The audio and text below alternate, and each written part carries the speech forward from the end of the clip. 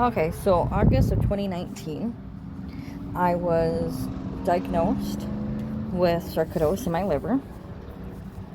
So it showed up in my blood work, and then fatty liver, and then my gastrologist had a whole bunch of tests ran, and they found out that I had stones covered in my gallbladder. And a lot of people that have sarcoidosis in their gallbladder, that's what happens. But I don't know if I had sarcoidosis in my gallbladder because they didn't do a biopsy. But he referred me to a surgeon to get my gallbladder removed. And that surgeon also found out I had a hernia in my belly button that needed to be fixed. And my gastrologist wanted him to do a biopsy of my liver to see if I had sarcoidosis. And I did. Here's the letter proving that. So there's that kid. So no one can fake having sarcoidosis. They have to do imaging. So CAT scan, MRI, X-rays, and then they usually use a dye. And then they do a biopsy. And sometimes it can show up in blood, like the results from my liver did show up in blood work. So then I healed my liver without specialist, doctors, or medication. So my new doctor, she tried to refer me to a liver specialist. And the liver specialist told her that they refused to see me unless I got worse. And I promised her that wasn't going to happen. So certain liver problems, your liver can heal itself if it's caught in time. So I started doing my own research.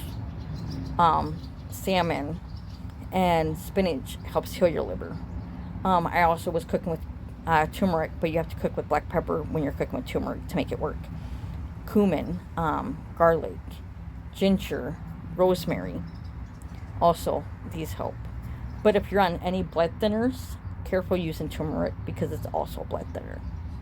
And be careful with these spices that they're not going to interfere with any other medication you're on. So I'd use that, and my son would also watch the white of my eyes. So if it started getting yellow, we would keep track of what I needed to stay away from. A lot of times it was sugar, or I needed more sleep. So that's what helped. And then I actually got really good pulmonologist, and he was upset that I didn't have proper care through this whole process. So he referred me to a liver specialist, and she did an imaging. I don't know exactly what it's called, but they do sound waves, where it checks for scarring and see if the sarcoidosis is still active in my liver. And here's the results on that. See, my liver healed itself with no scarring, and it's in remission. And she was actually shocked that I healed it by myself with no medications, no proper specialists, no proper doctors helping me. And so I'm telling you guys how I did it. And if you have any questions about how to heal yours, you can ask me in messaging or private messages or commenting on here, and I'll help you the best I can.